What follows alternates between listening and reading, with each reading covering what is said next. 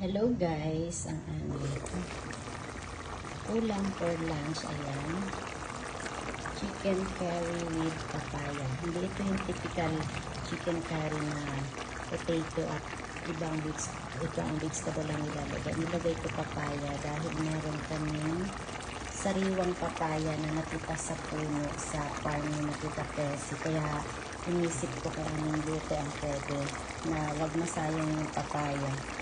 Kaya ayan, ginawa ko chicken curry with papaya dahil favorite ng ano ko yung curry. Pero hindi masyado marami ang nilagay kong powder. Tapos nilagyan ko siya ng chili flakes para medyo maanghang-anghang. Ayan guys, pinupulit ko naman. Hindi ako masyadong magaling magluto pero tinikman ko masarap. Ayan ang aming pananghalian. Chicken curry with papaya.